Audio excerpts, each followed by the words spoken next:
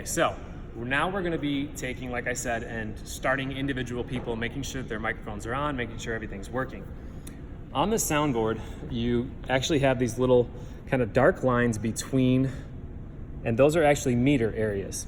So if I were to go to the demo of this, you would see these lines kind of be able to be bouncing and showing you what I'm looking for. So these are like little demos. That would be if someone was singing or kicking a bass drum or however that looks. You'll see that they're getting signal to the board, which is good. And by to the board, I'll explain in a minute what the route of signal is. So I'm just going to close that again really quick, reopen and connect to our board. What we want to make sure of first thing is that you've got signal, everything's muted, and you just want to make sure you're getting a little bit. I highly recommend bringing your signals down to start and then unmuting them so that there's no feedback, there's no boom, hey, I'm really right loud in here, and you don't want that. So muting at these mute bottom buttons down here can be kind of tricky. You can accidentally bump them with your palm sometimes if you're really, I can't get it to work right now, but sometimes it happens. So you want to make sure that you're pushing them and then bringing your sliders up to where you want the output volume to be. If you're like, oh my gosh, there's no sound coming out, you're seeing meter over here. Well, again, it's a mute button, and we want to make sure that we actually have live sound.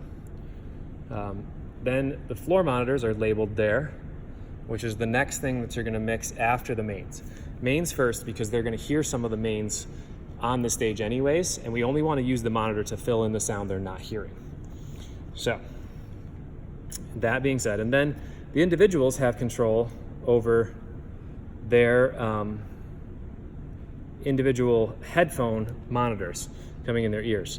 Anything you do on the mains mutes it in their ears too. If you notice that I'm on mains and I mute all the way over here, when I mute that and we come over to the in-ear monitors for the drums and bass, you can see it's all also muted there. So be careful with that.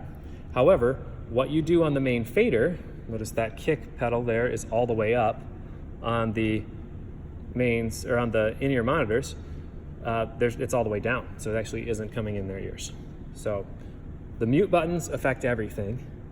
The faders only affect whatever of these screens that you're on. So it affects the mains there. It affects only the floor monitors when you're on that one, only the drum and bass monitor when you're there, and so on and so forth.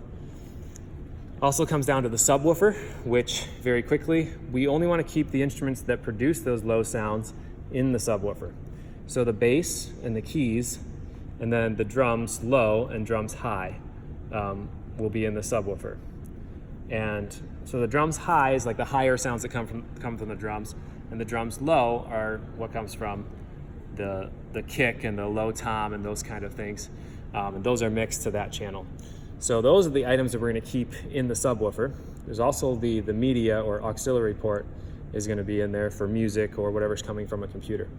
But the rest of that is just they just need to be down. They don't need to be in the subwoofer. It'll just create muddiness in the mix. After that, we're going back to the mains. We've got everybody muted. We've tested everybody for meter and signal. My recommendation is going to be to take everything all the way down, okay?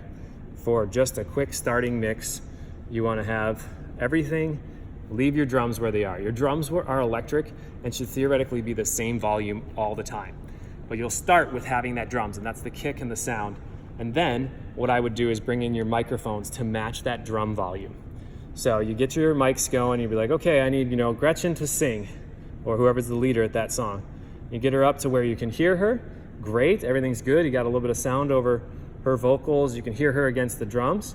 And then you can come in and bring the next person in, and you kind of get your mix where you can kind of hear them all together singing the same song.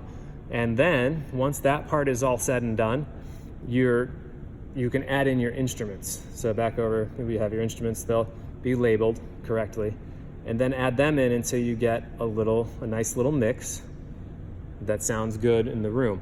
But you want to hear, most importantly, drums, and then after drums, the reason we use drums first is to set the kind of overall level of the sound.